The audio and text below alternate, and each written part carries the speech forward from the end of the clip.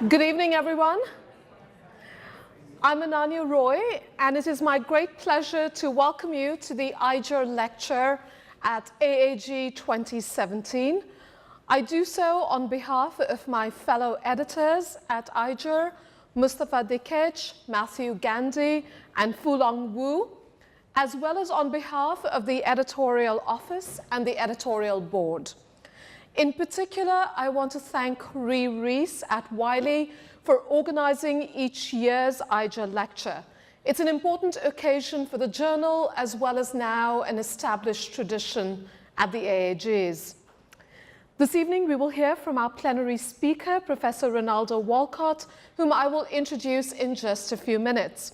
The talk will be followed by a reception here in this room, and I hope you will join us for that as well. Ijurr, as you all know, is committed to the project of critical urban theory, to ethnographic and historical urban research, and to a global urban studies that is not yoked to Euro-American canons of thought. At the journal, we strive to advance this project through our collective editorial work, and we are deeply grateful to our authors, reviewers, editorial correspondents, and editorial board members for their contributions. At a time when journals are becoming assembly lines of publication to bolster the mechanized ref systems of the neoliberal university, and at a time when journals are increasingly turning to the digital form as a primary identity, Ijurr proudly joins a small group of journals that stubbornly insist on a somewhat different project of scholarship and publication. We're not always successful in this, as we are not always successful in evading our Euro-American theoretical conceits, but the effort is ongoing and the commitment is unwavering. This year, we're proud to celebrate the 40th anniversary of the journal. This Ijurr lecture is thus a very special one, for it indicates our aspirations and hopes for an urban studies in the making. The 40th anniversary celebrations also include the recently concluded city debates at the American University of Beirut and the forthcoming international seminar on evictions in Sao Paulo, as well as a celebration in London in September, jointly with FURS, the Foundation for Urban and Regional Studies. Also, as a part of the 40th anniversary is a virtual issue, and the cards should have been on your chairs, which includes articles selected by all past and current editors of the journal. We hope this will be of interest to you, and we also encourage you to stop by the very beautiful Wiley booth that is being set up in the exhibition hall upstairs, complete with a swanky photo booth that allows you to tweet your photos out directly to the world. That was Ree's idea, not mine. Now, without further ado, let's turn to the plenary lecture. Our speaker this year is Professor Ronaldo Walcott.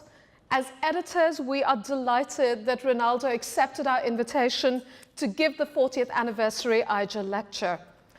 As I've already noted, Professor Walcott's scholarship represents ideas and practices that we hope to learn from, foreground, and celebrate. Ronaldo Walcott is Associate Professor at the Ontario Institute for Studies in Education, as well as a member of the graduate program in Cinema Studies of the Faculty of Arts and Science at the University of Toronto. He also serves as the director of the Women and Gender Studies Institute. From 2002 to 2007, Professor Walcott held the Canada Research Chair of Social Justice and Cultural Studies. Professor Walcott is one of the most distinguished interlocutors of Black studies today. His landmark book, Black Like Who? Writing Black Canada, published in 1997, not only gave us an analysis of Blackness in the Canadian context, but also made a significant contribution to critical race studies worldwide through its meticulous and yet expansive conceptualization of Blackness. In his introduction to the second revised edition, which was published in 2003, Ronaldo writes against the backdrop of racial profiling and police violence in Toronto, and amidst the multicultural nation that is Canada. Colorblindness would be the equivalent in the United States. His efforts to write blackness such that black bodies, black deaths, black claims have validity anticipate the defining demands and movements of our times, including Black Lives Matter. But Black Like Who articulates many ambitious intellectual projects, another being, in Ronaldo's own words, the following question: can postmodern and post-structural language be applied to the Black subject, Black art, Black events? This is a project that is vitally important for urban studies, as well as for the emergent politics of our times, a point to which I'll return in just a minute. Now, Professor Walcott's scholarly contributions and publications are numerous, and I cannot list them all. Let me note that we eagerly await the long emancipation, moving towards freedom. And in the meantime, we turn repeatedly to another of Professor Walcott's landmark books, Queer Returns, Essays on Multiculturalism, Diaspora, and Black Studies, published in 2016. At a time of resurgent white nationalism, naming, understanding, and contesting anti-Blackness is vitally important. Equally important is a conceptualization of Black freedom, or what my colleague at UCLA, Robin Kelly, has called freedom dreams. Ronaldo reminds us that Blackness cannot be reduced to an essentialist identity, nor can Black freedom be constrained by Black melancholia. Blackness must be understood, in his own words, as contrapuntally within and against the nation. And as he argues in Queer Returns, this is also the complicated work of claiming rights, of claiming justice, while advancing a constant critique of rights discourse. I could go on and on about Ronaldo's work, but I won't, because we have the honor and privilege of hearing from him this evening. His talk is titled Black Movements, Lampedusa, Black Lives Matter, and Reorienting Freedom. Please join me in welcoming Ronaldo to the Ijurr 40th Anniversary Lecture.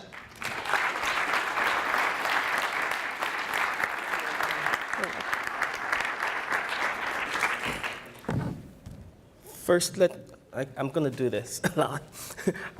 First, let me begin by thanking Professor Roy for that lovely, lovely introduction. And secondly, I would like to thank her and her editorial colleagues for inviting me to give this lecture. I'd also like to thank all of you for coming out this afternoon.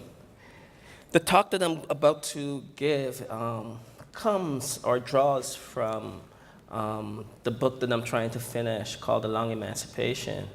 And indeed, the interesting thing is that that book began as an antipode lecture at the AAG in Florida a number of years ago. So while I'm not a geographer, I keep being pulled back into geography in really interesting and lovely ways. So I thank you for always giving me these provocations to think with.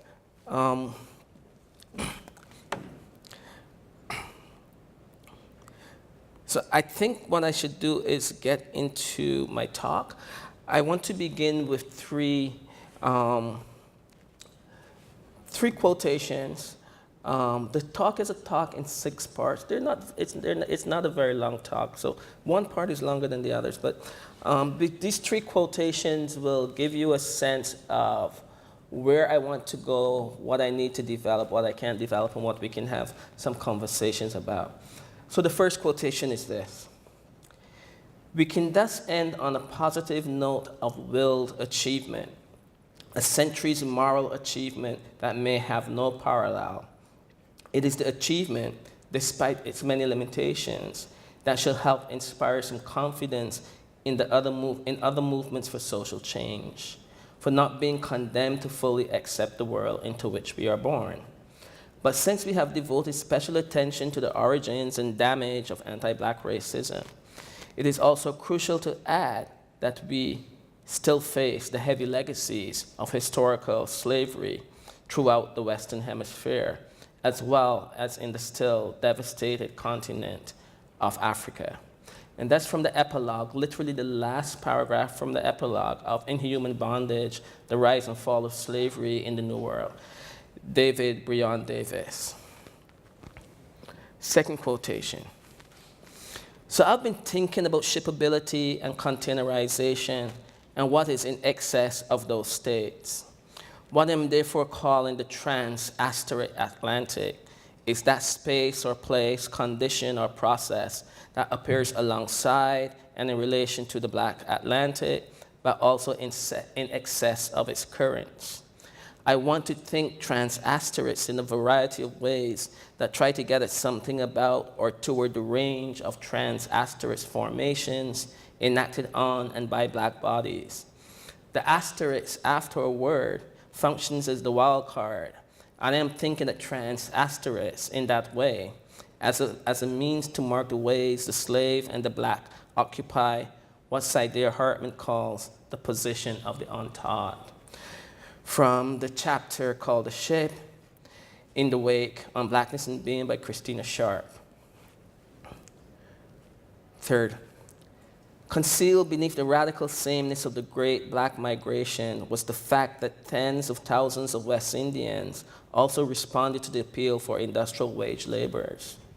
Among them were intellectuals, agitators, and organizers who pursued the dream of liberation and Black self-determination with the embrace of what they were persuaded was an international proletariat movement.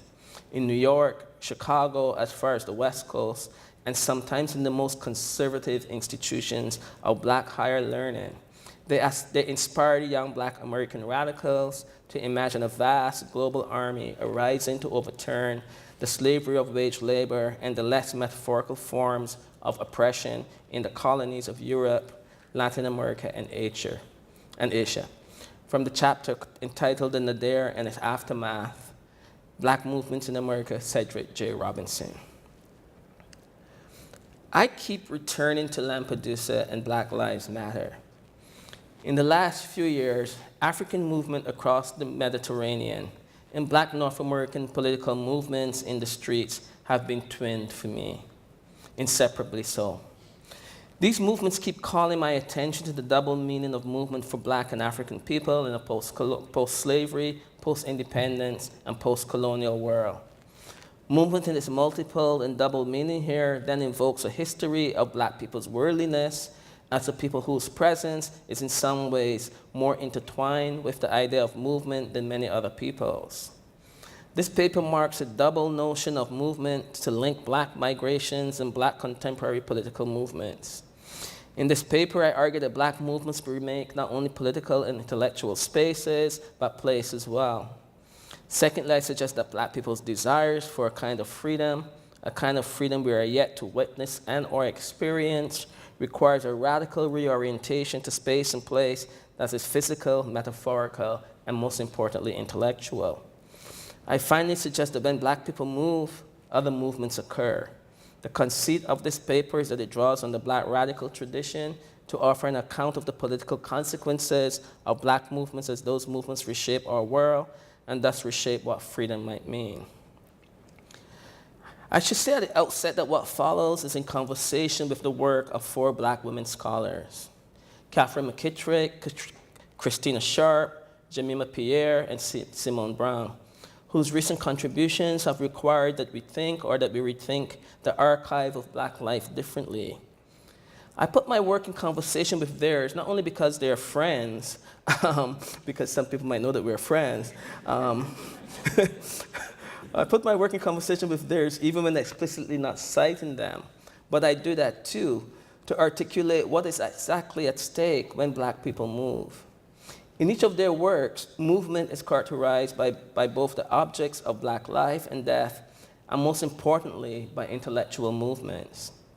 In their works, they offer an incisive critique of contemporary Black political logics that rest only in the historical or in contemporaneity. Their insights demand that we move between the two in a continuous and discontinuous fashion that neither fetishizes the past nor privileges the future or the present, but rather they offer us an accounting of our moment in which a robust intellectual movement of thought might provide us some avenues for making sense of the global conditions of Black contemporary life. Contemporary Black feminists, and I put that word in quotation marks, contemporary Black feminist scholars have asked us to notice the structure, the infrastructure, and the architecture of racism, and specifically anti-Blackness, in deeply profound ways. In particular, those that I mentioned above, despite their difficult relationship with feminism, their work has pointed us in a direction that requires new readings of the archive. Sharp and Brown have returned our thinking to the logics of the ship and its pervasive expansion into our present future. McKittrick and Pereira have asked us to attend to the work of colonization in the Americas and Africa as logics of both plantation economy and thought, and colonization as the production of the native other in Africa, and thus the production of race, which continues to haunt the ways in which Black peoples are apprehended in the world.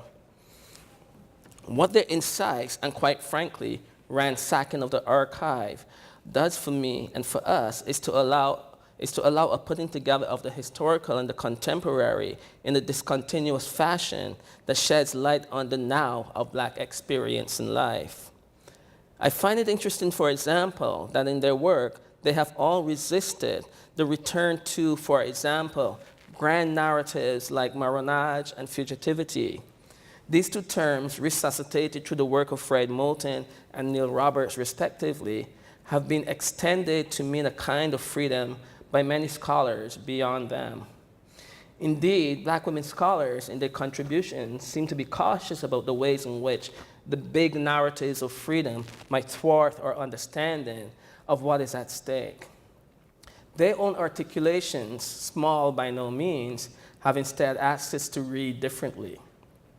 I want to suggest that the approach is one we might want to more vigorously embrace vis-a-vis the big narrative of freedom's moves.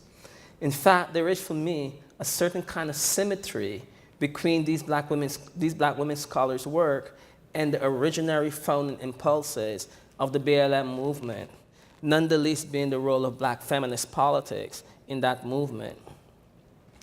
I use Jemima Pierre's work as a bridge back to Walter Rodney, but also to alert us to the historical fact that the logics of the native that inaugurated plantation slavery and African colonization remain with us still, as Catherine McKittrick has articulated in Plantation Futures.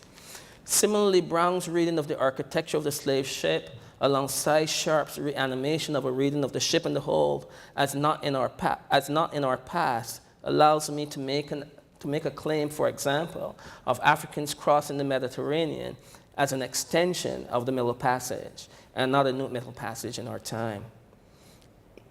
That was one, so I'm on to two. So I have been thinking that one way to conceive of Black Lives Matter as both slogan and organizing principle is to think of it as shock or surprise. Behind my claim is an assumption. The assumption is that Black people, both in the USA and elsewhere, have been shocked and surprised by forms of naked racist violence that many had perceived to be behind us. In the post-Obama era, many wanted to believe that more naked forms of racist violence had receded, thereby ushering in the post-racial moment. But the reverse has been shockingly clear. Indeed, the shock of the moment is one conceived by the central contradiction of how to reconcile that at that moment, the most powerful man in the world, at least symbolically, was or is a Black man, and that Black people everywhere appeared to be the scourge of the earth simultaneously. It is the starkness of the contradiction, one that otherwise might be demobilizing, that has, I would argue, been energetically mobilizing. Now, don't get me wrong. I'm not suggesting that the BLM, the movement, exists because Obama was in the White House, as others like Michael R. Dyson have suggested. Rather, I'm suggesting that his presence there bore down heavily on the moment and the movement and how we might think it and think about it. So as I like to say, anyone who cares to know knows the three black queer women identified, coined the term BLM in response to the murder of Trayvon Martin, and remained visible as leaders in the broader movement for Black lives. The still lingering collective shock of Martin's death, followed by so many others in what appeared to be a quick succession, added an important and necessary impetus and energy to mobilizing against state violence in this moment. Significantly, in the era of social media and its multiple intimacies, noting that those same state practices in other national spaces was a significant boost for transnational Black political identification, organizing, and action. The slogan Black Lives Matter is a significant symbolic rallying cry that achieves a certain kind of diasporic intimacy of object, knowledge, and relation. BLM activists make clear the stakes of our now. But BLM activists also insistence on the language of freedom as an important element of their rallying cry makes present what I called, in conversation with McKittrick, slave logics. Such logics attuned us to the elusiveness of freedom in our contemporary world and its desire for still animating Black life and its movements. The desire for freedom is still animating Black life and Black movements. If I turn to the Canadian context, in the Canadian context, the dire conditions of Black life makes BLM as both slogan and movement a not surprising political identification for Black people there. And while Black Canadians do not have the access or the same kinds of access to the levers of some forms of institutional political power in the same way that African Americans have political institutions that broker Black voters, for example, and their concerns into the mainstream political process, Black Canadians experience Black global identificatory moments and solidarities. So in some ways, the urgency of BLM holds important resonance for Black Canadians and occasions my interest in studying and thinking with it. Suffice to say that Canadian hegemonic cultural and political institutions, all of them, render Black life invisible and tangential to the nation as a whole. Excuse me.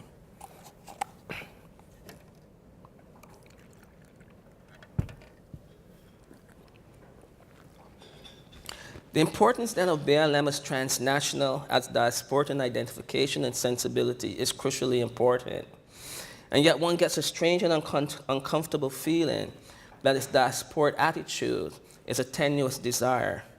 One feels a certain time-sensitive and thinly narrow national desire that limits its political potential for global Black solidarity. The power of BLM has been in its call to notice what is immediately around you and therefore to notice the local and the national. It is also at the international that its complications reveal themselves. How do we account for the US imperial project in blackface? How do we think about global Black dispossession when nation states remain still sturdy in the face of fluid capital? How might we think the Black global is more than the immediacy of our local and our national condition? Such questions find themselves being bitterly debated now, especially in social media, as conceptualizations of BLM and Black global intimacy seem to matter more urgently. The power of BLM is the Black global conversation is that it has in part rekindled or kindled. Is how does one resolve these very deep questions that exist between the local, the national, and the international? All of the emergencies of Black life that produced the moment of BLM, the energy and the demands of and for a BLM, will remain with us until a concerted effort to think serious about alternatives to global human organization is given serious thought. I want to add that thinking that what I'm gesturing to there is that I think that post-'89, post the fall of the wall, that we have really, in the humanities and social sciences, preempted any serious conversation with what it means to think about organizing all of human life. So it's before we had communism as the counter to capitalism, and that kind of offered us an alternative. Post-'89, we've kind of stopped that conversation. We've been, in some ways, tenuous about putting flesh to the bones of alternative ways of organizing human life. Indeed, we must invent alternative ways of being together and articulate them as possible, and we must be willing to put flesh on the bones of those new ways for living together. So how does BLM travel? Let me risk the move here that might help us to think about the difference between a particular and specific politics of BLM traveling as opposed to BLM traveling as a metaphor. The power of metaphor is both in its elasticity and its contraction. That is what it allows in and what it cannot.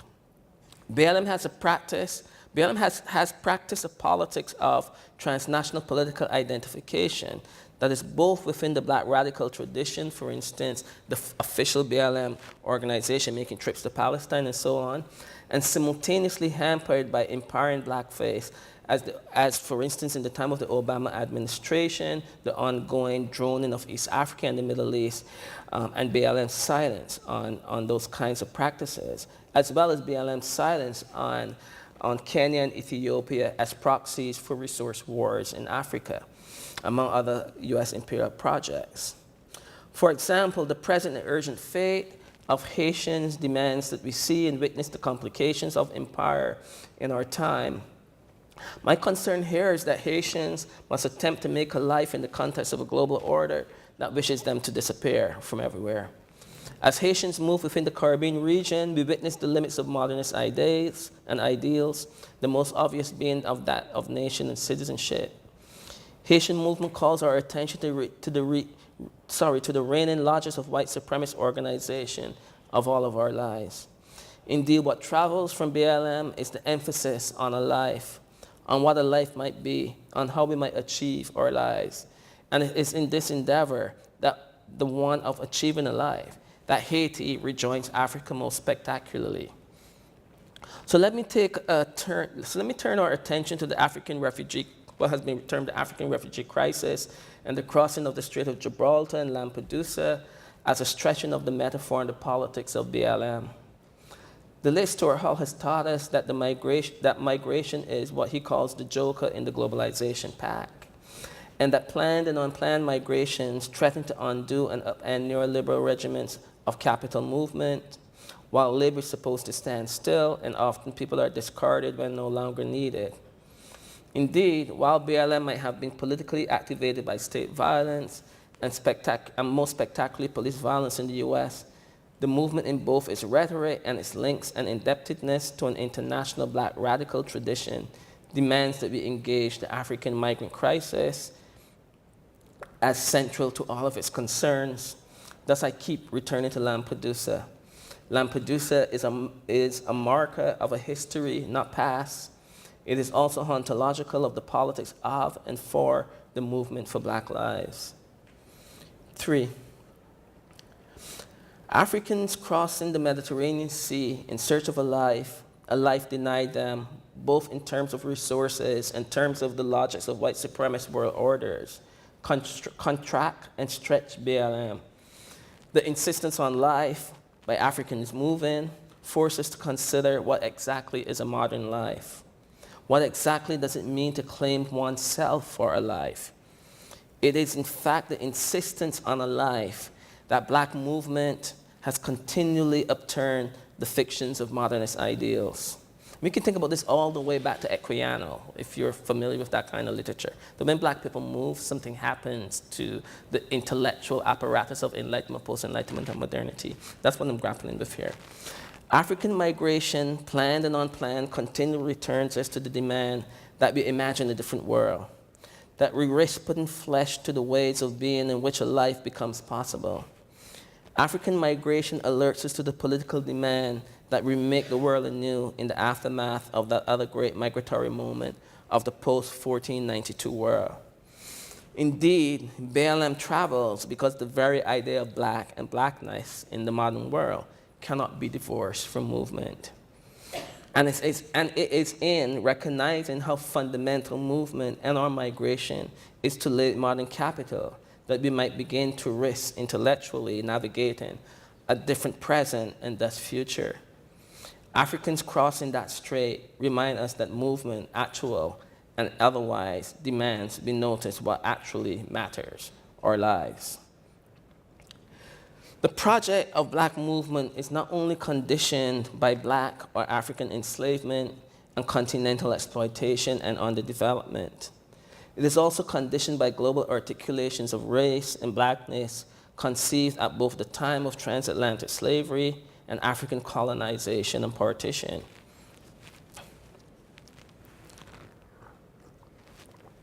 Jemima Pierre's The Predicament of Blackness, an anthropological study of race in Ghana, demonstrates persuasively that global ideas of race, racism, Blackness, and whiteness permeate the African continent in ways both similar and different from, for example, New World Blackness. Pierre's argument suggests that only faulty thinking takes Africa outside of the global ideas and logics of race. Using the way in which the language of the native comes to take center stage in the African colonial project, she highlights how native works to racialize Black people into subordinate and inferior roles. I quote from her. Nativization was racialization, but this racialization worked through ethnicization, the constitution and reorganization of a constellation of tribal groupings whose incorporation into colonial society depended on mediating its racial and cultural separation from civil and uncivilized society of white European, civil and civilized society of white European colonizers, end quote. Indeed, colonial Ghana was structured through forms of segregation, past laws, and all of the other forms of racialization that marked the slaveholding Americas and indexed colonial place and space. Thus, the idea that race and racialization was not a part of an African colonial project as a rather odd one that nonetheless has had much currency over the years. But equally important, Pierre shows how the mark of native came to serve larger social, cultural, and economic contexts that in the long run also helped to produce the push migrations for some Africans that we witness now. So taking Pierre's argument along with Walter Rodney's How Europe Underdeveloped Africa, we get the full force of the conditions that mark Black African movement around the globe. Those conditions, economic, cultural, social, and otherwise, constitute the belly of European cultural colonial practices and reordering of the globe on their own terms as the only terms for living a life. The conditions Rodney analyzed then remain with us still. It is crucial it is crucial in any struggle for Black freedom to make a political project that is attuned to making those links continually appear. That is the link between colonization and racialization and the ways in which colonization and the production of something called a native lends itself all the way into the American hemisphere. 4, the Black Lives Matter movement across North America has forced a reconsideration of the terms emancipation, freedom, and liberation. For 15 days in March 2016, Black Lives Matter Toronto occupied the Toronto Police Services headquarters courtyard. They had a number of very simple yet important demands.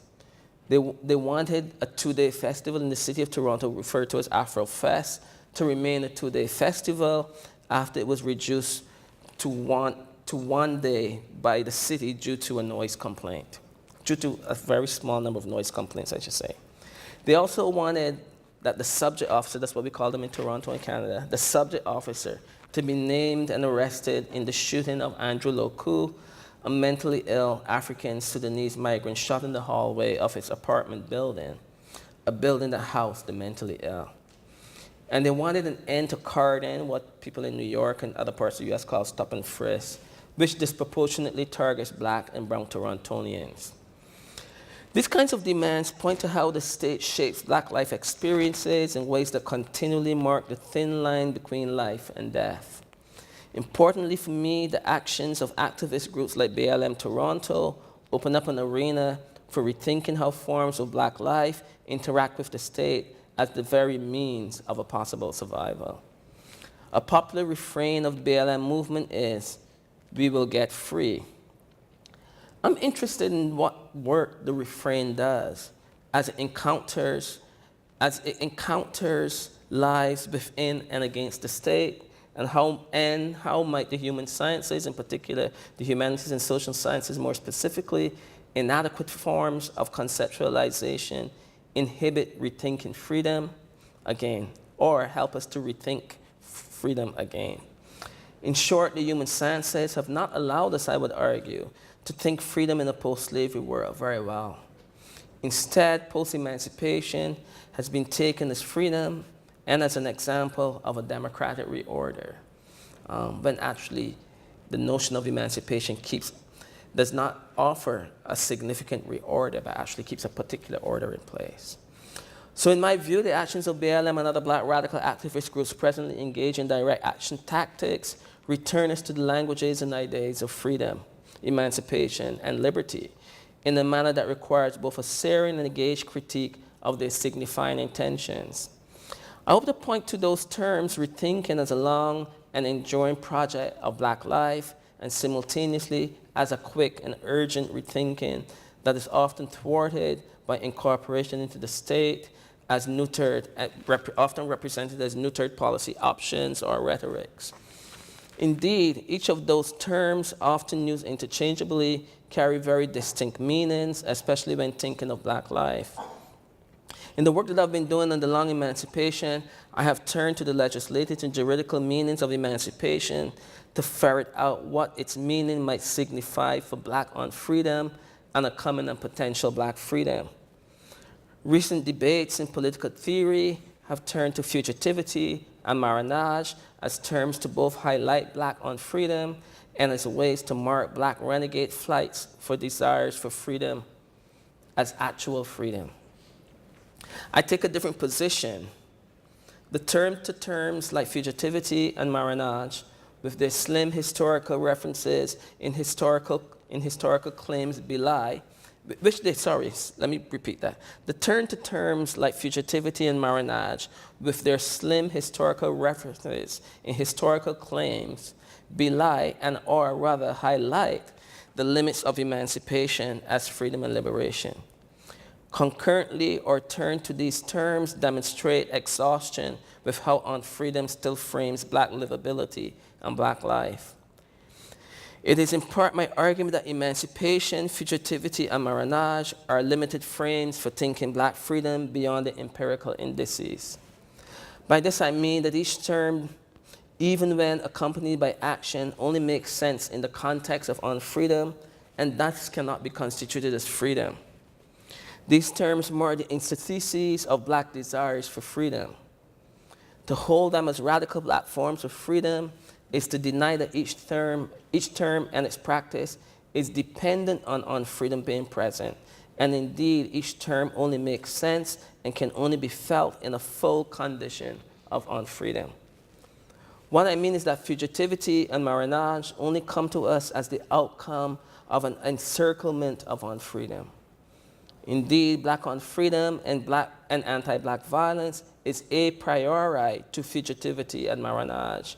And once we acknowledge this concern, the question of how to think freedom takes on a different tenor. So let me spend some time on marronage. Similarly, the turn to marronage and maroons encircled by freedom, what I call freedom's violence, is not an adequate frame for thinking post-Enlightenment Black desires for freedom. Flight is not freedom, and neither is subterfuge. Marronage is a temporal self-emancipation that must collude with its other, captivity. Making the claim that I am making is not to undo what maroon communities have meant historically, but rather I want to draw our attention to the limits of recuperating such strategies for our now. In fact, I would argue that if the plantation is a proto-state, we need to think carefully about the detente between maroon communities and the plantation apparatus as a moment that prohibits the potential for black freedom, rather than a moment that provides us a lens onto or into freedom.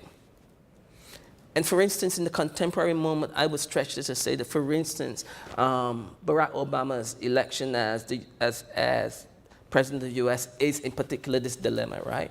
That it seems to represent a particular kind of progression into freedom, but actually it's a detente moment. It's a detente moment in which, the symbolism of that attempt at freedom can only occur because of the massive forms of armed freedom that buttress it. And so that's the point that I'm making. In short, we need to be more critical of Nani and Colombo and refuse the romance story that they're quickly becoming in some forms of political theory. Furthermore, it might be necessary that each time marronage and fugitivity is invoked, that Haiti's revolution stands beside them as the potential and limit case of freedom and unfreedom. Significantly then, my argument is premised on the claim that fugitivity and marronage are freedom's violence. To recast these important strategies of resistance as freedom's violence is to highlight that we still live in an era awaiting a freedom yet to come.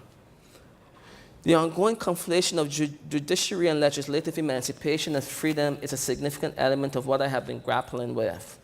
Emancipation might be read as a pathway for and towards freedom, but it is not freedom. One way to accentuate the argument I'm making is to understand emancipation as an act of violence masking other acts of violence. For example, enslavement, the ultimate and total theft of the black body, and curtailment of sovereign personhood. In thinking the problem this way, we begin to see how marronage and fugitivity cannot adequately provide the conceptual terrain necessary to think Haiti in their formulations, because the Haitian Revolution is neither fugitive nor marronage, but altogether another possibility. The interdiction of the revolution then, and its ongoing legacy of that interdiction, highlights the necessity of thinking of freedom yet to come. Haiti's revolution is a break with the compromise or the encirclement of emancipation's violence by refusing to continue pockets of emancipated arenas encircled by an unfree proto-state or plantation. Are you still with me? Okay.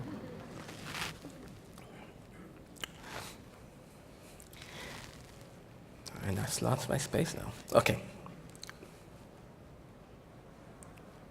Instead, Haiti's revolution forces us to think of the dastardly compromise that marronage, in particular, must make to survive in the context of the unfree state's constant threat of violence and recapture. Haiti's revolution sat as a refusal of freedom's violence of a settlement with unfreedom. That is, Haiti stands as a refusal of an emancipated encampment surrounded by unfreedom. The Maroon Compromise is in literal agreements to return quote-unquote runaway slaves to unfreedom should halt us in our thinking and our claims about marronage as a form of freedom. Such encirclement, in my view, limits the term's usefulness as an avenue for thinking freedom during and after enslavement, but especially today. The rules of the law to produce freedom and to act as or for freedom, as freedom is important. The rules of the law to produce freedom and act as or for freedom is important to the argument I'm trying to make. I have turned to emancipation as uniquely different from freedom to engage with the ways in which I think much of our scholarship has collapsed the juridical and the legislative emancipations of the formerly enslaved and now their descendants as free persons, free subjects. Instead, I argue that everywhere in the Americas and beyond, including the African continent, black peoples inhabit instead the time of emancipation and its attendant logics. Indeed, it is my contention that every time black peoples attempt to bring into existence what freedom might mean for them, numerous interdictions follow, the most dramatic and drastic being that of Black Death. My argument is in part premised on the claim that given black people's historical and ongoing conditions, that what freedom might look like, would mean, and could be collectively for us is yet to be brought into fruition. Simone Brown's work, along with a number of others, have allowed me to think more nuancedly about my claims about the ongoing time of emancipation. A significant aspect of what I'm getting at here is that Enlightenment and post-Enlightenment modernist legislative and juridical practices inhibit freedom rather than endow it or provide for its proliferation or its coming into being. We are not free, but that does not mean that we are all not free in the same way. Thus, the refrain of BLM that we will get free is crucial in so many different ways. The "we will get free" can be read as free from state violence and, by extension, free to self-determinate. What BLM gets at is a certain kind of temperament. It is a temperament that is both emotional and social, political and cultural. It is a temperament that is an analysis of the present time and this time's past. But this temperament also exposes the limits of collapsing emancipation into freedom. This temperament reveals that freedom is still beyond us. Indeed, Brown's Dark Matters can work as a bridge to better analyze this temperament. Brown's work asks that we think how surveillance and the security state combine to produce black personhood as also tethered to the brutal architectures and logics of transatlantic plantation slavery. Brown's work reads the temperature of the moment and finds the temperament as one in which the link between the securitized state, the movement of black peoples, and practices of surveillance to be more closely rooted in logics of unfreedom. Now, some might think with my use of temperament that I'm about to take the effective turn, but no, I will not do that.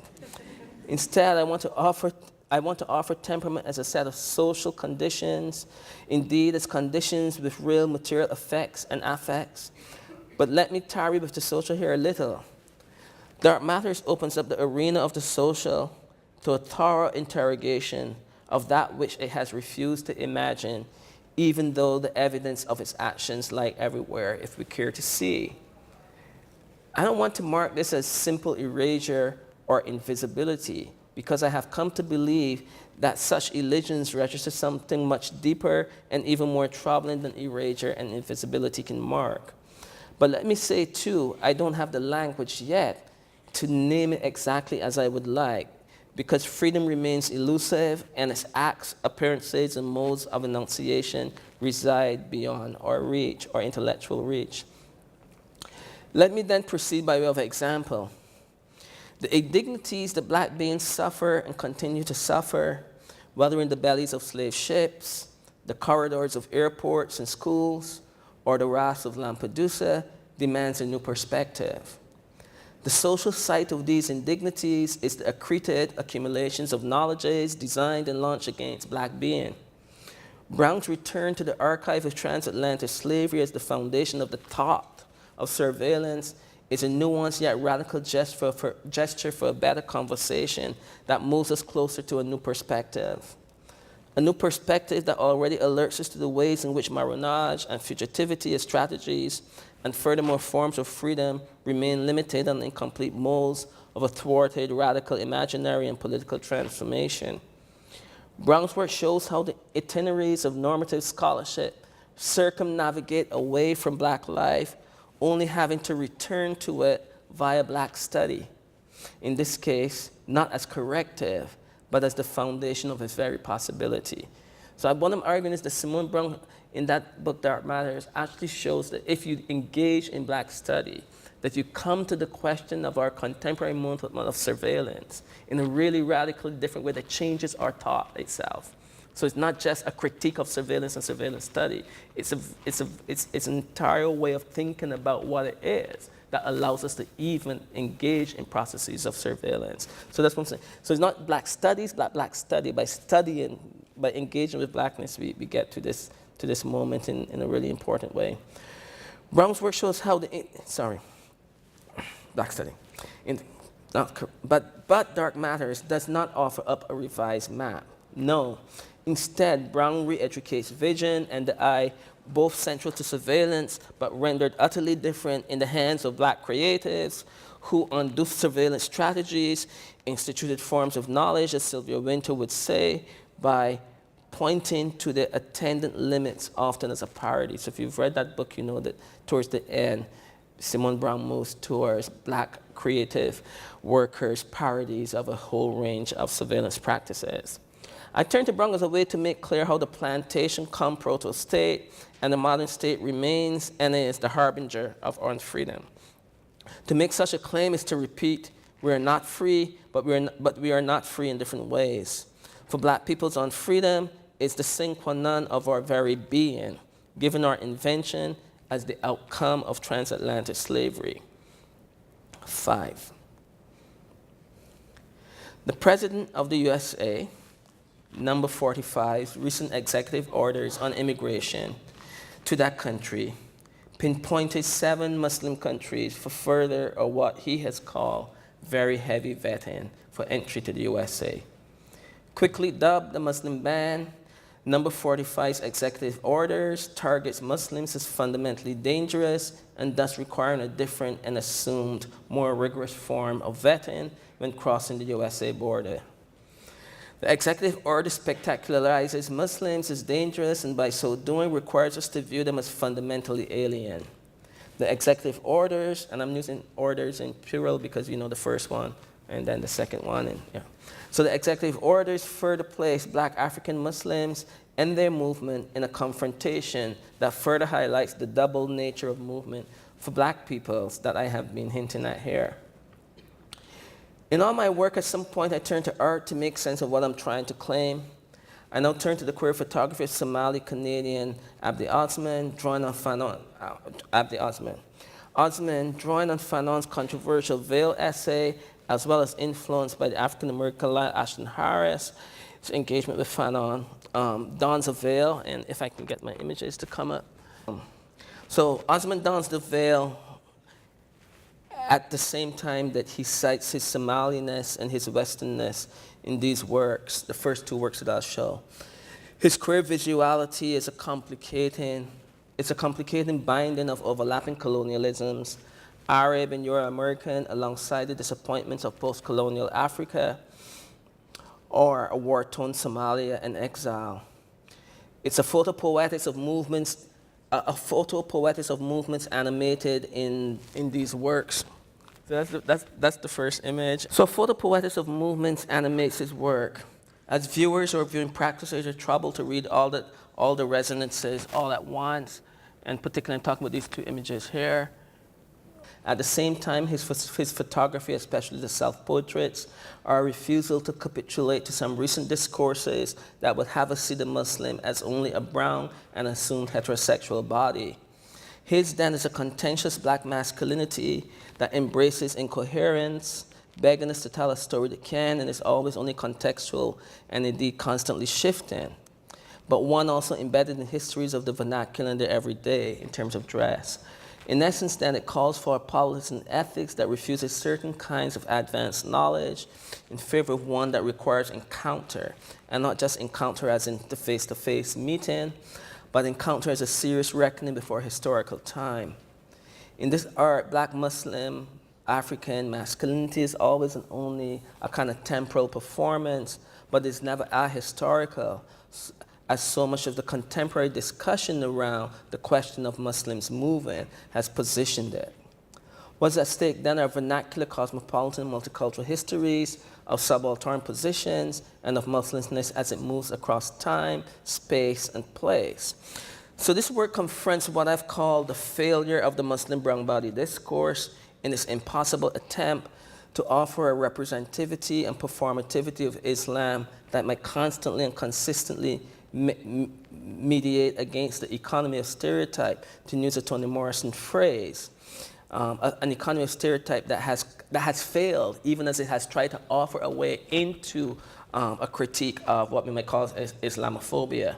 So Osman, grappling with the traumas of Somali post-colonial disappointment, Fanon's controversial but politically productive Algeria Unveiled, as well as critiques of Fanon's problematic positions on the homosexual, offers an alternative image economy that requires a contrapuntal and multivalent reading. These images that These images refuse consumption as much as they're pleasurably gestured to the ephemeral at the same time. By embedding in them our deeply resonant political desires about notions of movement, movements, freedom, and unfreedom. Thus, Osman's desire, this series is called Discover Me series, simultaneously references and cites a range of Muslim performativities through dress. Moving from Somali dress to Western dress to veiling and unveiling, right? To veiling and unveiling. The triptychs speak back to a range of discourses, but also represent a different archive that does not require the Orientalist archive that presuppose a brown Muslim for sense-making. The work of contemporary art here opens up a different register of both challenge and banal ordinariness, asking viewers to contend with everyday modes of dress, which are now imbued with meanings far beyond their everyday requirements and performativity. By turning to Osman's post-9/11 work and its demand that we shift our gaze, or at the least complicate the chronotropes of Islam, I'm fully aware of the ways in which Somali blackness in North America must now also enter the zone of the Americas and its logics of slavery and its afterlife too. I engage the reading of this work as both a non-Somali and a non-Muslim, but as a descendant of formerly enslaved whose blackness is entirely positioned in relationship to the afterlife of slavery, as a way to say that there is this, as a way to suggest that Africa and its diaspora is constantly being rejoined in this particular moment of the long emancipation. So if I return to the US President's number 45 executive orders put into place and on the black Muslim person, a register of terror that reveals the limits of national technologies to produce for black personhood a mode of being in the world that might or can exceed our current formative slave logics for reading the world. By this I mean that number 45's executive orders once again placed mobility as a central conceit for black global culture and political movements and on the body of the black Muslim. In this instance, the whole of the iconic slave ship is replaced with the passport, airplanes, border guards, and technologies of mobility meant to prohibit forms of movement or only propel them unauthorized by dominant forces, authorities, and peoples. The Muslim ban opens up yet again the question of the work of contemporary art. In this case, its ability in the form of the photograph to respond agilely and in time or alongside the timing of such orders. That's Osman stages a passport dilemma for the black Canadian Muslim. So that's Osman's passport. That's Osman's self-portrait with passports. This is a portrait, a set of photographs that are meant to intervene into the Muslim ban as a black Muslim Canadian of Somali origin who can't cross the US border. Despite the claim that Canadians should be able to cross the US border in this moment. So this series of photographs I'm going to show you, I'll go back to the first one, which begins with the Canadian passport. You will see on my right, there's a visa there. Canadians don't actually need a visa to enter the US, but that visa is a 20-year visa that was in that passport before President 45's executive orders, right? So Osman stages these interventions around the question of the passport. That's Osman outside the US Embassy in Toronto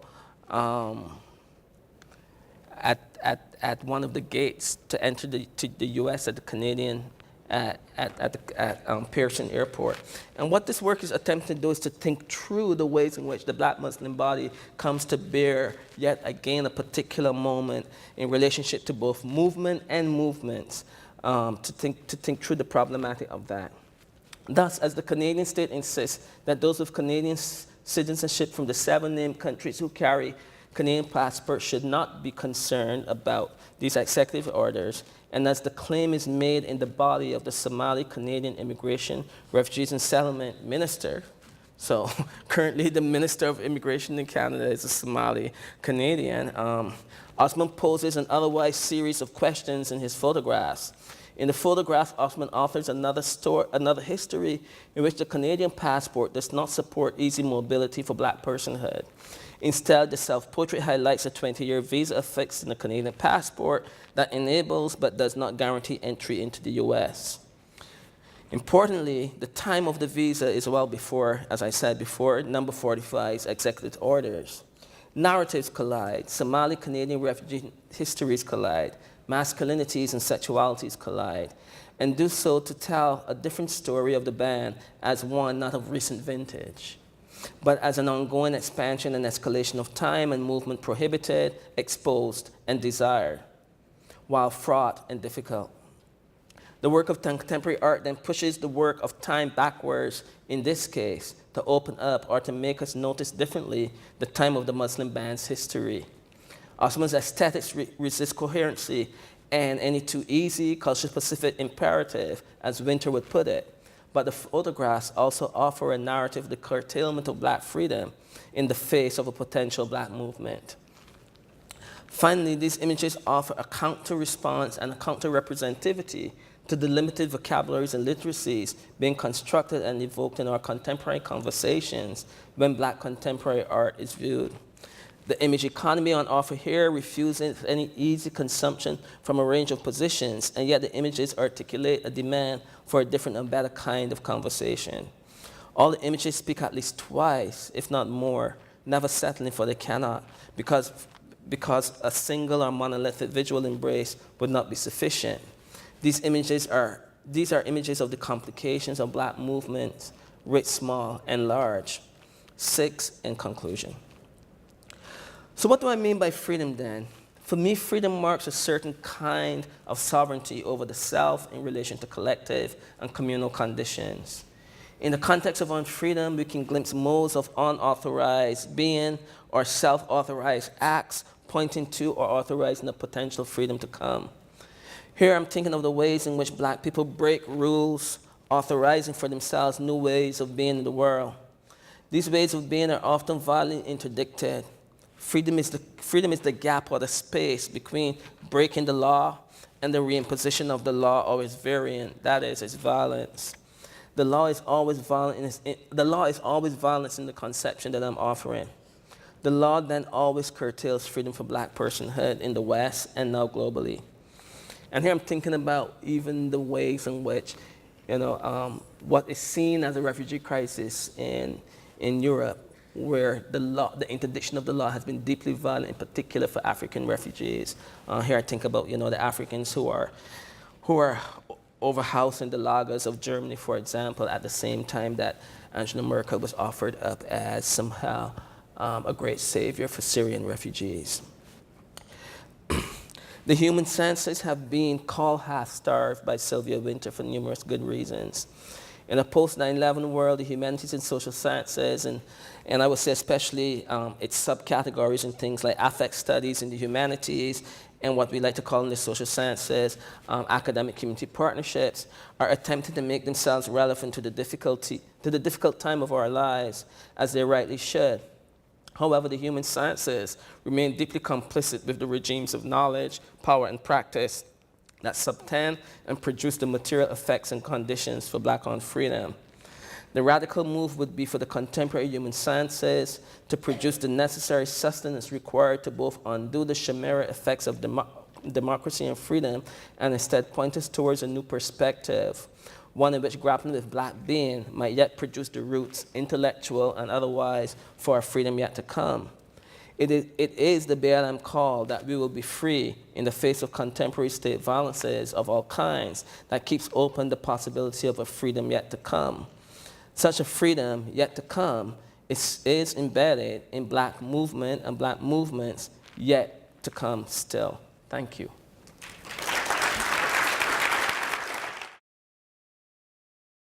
Hi, thank you very much for that presentation. I guess I'm really interested in the kind of note that you ended on, especially if I think about like Black Muslim, like being a Black Muslim, and what it means to, one, use the language of the veil, which I think in and of itself, like, you know, I mean, in some of the critiques of Fanon, which like lots of people have already mentioned, the veil in and of itself becomes used as this like political political tool without actually understanding the actual experiences of a lot of like Muslim like Muslim women, visibly Muslim women who then occupy that role, right? But that's not actually, sorry, that's such an academic thing to do, sorry. That's not actually my point. My point is mainly to do with like the performance around like, we're thinking about like Black Muslims and how much like Muslim discourses have failed in terms of the narrative of the brown Muslim. But then I'm also thinking about the language around like the Black Atlantic, right? And how that in and of itself speaks to another failure in terms of the inability to understand the experiences of Somali or Sudanese, anyone outside of the relationship built through the Black Atlantic. So I wondered if you could speak to that a little bit. Thank you. So I think part of what I'm gesturing to is that there's a double move here for me that, in fact, what we call the Black Atlantic is not a geography. It is both a geography and something more. The something more actually brings within its purview what folks like to think of as the Indian Ocean, or what folks like to think of as East Africa and so on. So this is why, in the moves that I'm trying to make here, I'm suggesting that the Black Atlantic is this kind of expansive, unfolding logic, because it is out of what we generally think of the deep formations of the Black Atlantic, that the conditions that we inhabit in the contemporary world come to be. That transatlantic slavery inaugurates a reordering of the globe, as Sylvia Winter will tell you, in which capital comes to frame all of our lives and all of African lives. So I tend to get in trouble with people who think that there is some fundamental specialism of East Africa, and particularly the Horn, that makes them different and outside of the routinized logics of transatlantic slavery and the capital and capitalist reordering that flowed from that. Also, the other thing that I would say is that when folks from the Horn enter the Americas, they also now enter the deep, deep, deep logics and routinizations of transatlantic slavery and slave logics. So I guess what I'm saying is that there's no real outside. Now, that does not mean that there's not intra-difference, right? But I think that often we have set up that intra-difference as actually meaning more than it is. And another way to think about this is, if you turn to, say, the work of people like Roland Judy, or I'm forgetting his first name now, Stevens, and you begin to understand that among those who were first enslaved were Muslim Africans. The story of Islam in the Americas is a really long and deep story, and so a lot of what gets offered as critique has to deny a much longer and deeper history. So I hear your question, and I'm not disagreeing with you, but I'm trying to offer a way to think about it in which we don't set up that either or position, that somehow there's something about the Black Atlantic that can't take the Muslim in the Horn. Yeah. Sorry, yes, I agree. But I guess I'd just be I'm just a little bit cautious of that. Like, I agree that there's nothing specific about that, but there's a specific erasure that I think often occurs when we're talking about like the figure of the Black Muslim, and how, like, yes, you can be incorporated into this, because this is exactly like, it's not undifferent from what you would hear within like conversations around like, well, there's one Muslim Ummah and everyone is part of the same community, and our experiences of racialization are different within that. But I guess I would still need to see more around like, well, okay, where do we push that? How does that differ? Because even though we think about like the experiences of Black Muslims as, yeah, like from the beginning of like slavery, there's still not, I don't know. I totally hear you. So yeah. I'll tell you where I push it and where I get pushed. In the talk, when I kind of refer to the trope of this BLM move, and I talk about this notion of blackface empire, and I gesture to the ways in which, the Horn has become, both from Kenya to Ethiopia and so on, from the east and going up into, has become this place where the U.S. imperial resource wars are now being waged. That's one of the limits, right? Because on the street black movement has been silent by and large on those kinds of complications. So I'm there with you, but I guess what I've experienced in my part of the world, in Canada, has been a kind of discourse that somehow places the black Muslim entirely and totally outside of other kinds of black formations. And I think that that's not only not kind of historically accurate, but I also think it doesn't attend to the ways in which the routinized practices of transatlantic, black Atlantic histories have enfolded all of us. So, yeah. Thank you for that very rich talk. I have a question about the point at which you make this provocation that generalizing from the black radical tradition, and particularly from BLM, holds the possibility of, I think, in your terms, how to organize human life after the Cold War and the end of the communist alternative. And I think that's really interesting, also because in a narrowly academic sense, the conversation about renewing the notion of communism in Europe is, how do I put it, methodologically white. Not only in Europe. Not only in Europe, yeah, but I mean in Europe it's striking, there's that series of rethinking communism conferences with all the great, Badiou and so on and so forth around here. And it doesn't engage an anti-racist demand at its core. Yeah. And I mean, so I just wanted you to say a little bit more about that. Also because the echoes with the users of Haiti seem to be obvious. Yeah. Thank you for that. And the reason why I said it's not only Europe, because as soon as you said that, I immediately came to mind is that in addition of that conference about to happen at a university not far from me, York University, and all the speakers are white.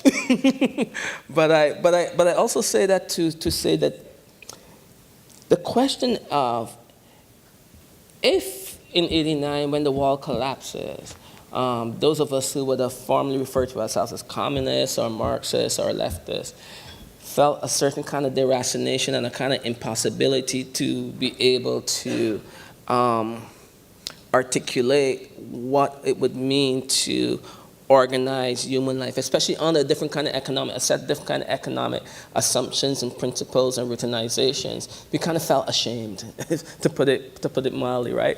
It seemed like this spectacular failure of the alternative to capital and this kind of triumph of capital.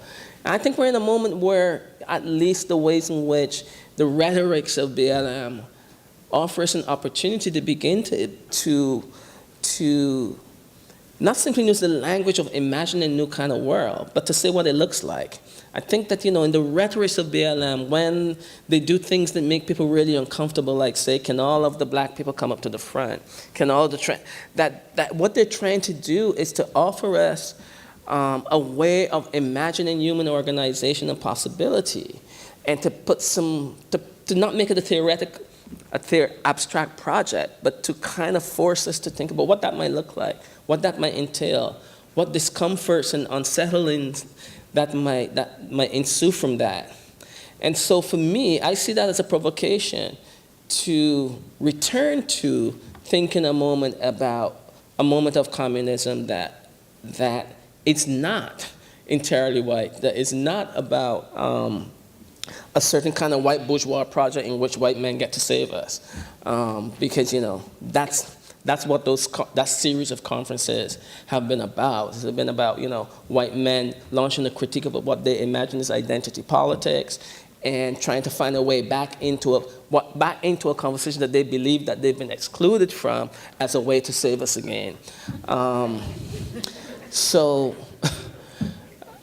I think that BLM offers us another way into that conversation, another way of risking the ridicule from those who feel that capital has triumphed by saying to us, by having us say to ourselves, we can put some flesh onto the critique we have of capital and its deracination of human life, and as my colleagues and others would say, and its destruction of the planet. So what that begins to look like some of the really kind of uncomfortable moments that young folks are staging in cities across North America and Europe. And it also begins to look like the kind of discomforts that, those of you and us who spend any time in Europe are forced to encounter when we see African migrants trying to make a life, and trying to make a life by constantly invading the police because they're selling bags in Venice, or because they're selling jewelry in Athens, but to do that, they're also continuously evading the police, making us, as we witness it, entirely uncomfortable about how we move through the world. And so it's a kind of demand to think about how we can organize life in a way that doesn't have to be. I wanted to build on that question, Ronaldo. So this has to do with sort of putting flesh on the bones. How should we think about freedom in relation to the state? And I ask that question because in many ways the Black Lives Matter platforms recently have in fact made demands for a politics of distribution and redistribution. Yeah. But that is also a dilemma not unlike Marinage or not unlike Obama in the White House.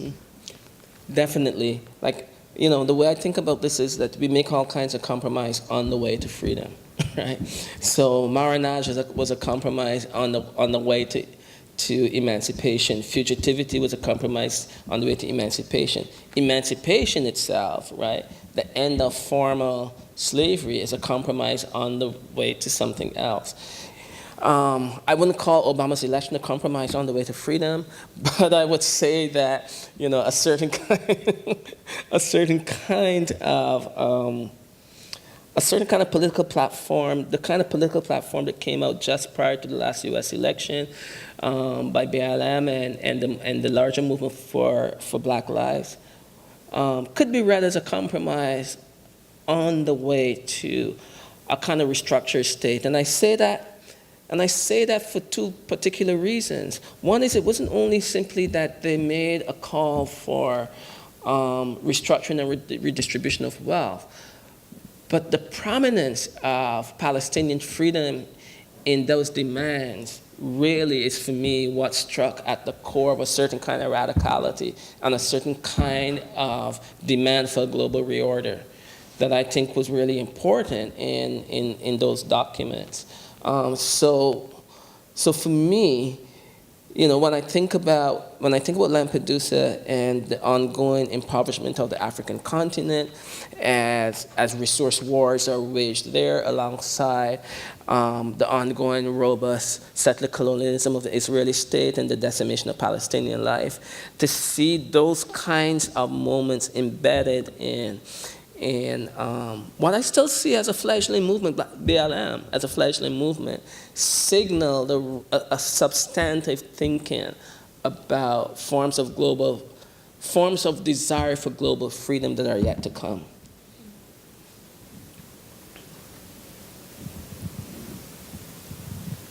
Any last questions? Okay. Well, please join me in thanking Ronaldo again. Thank you.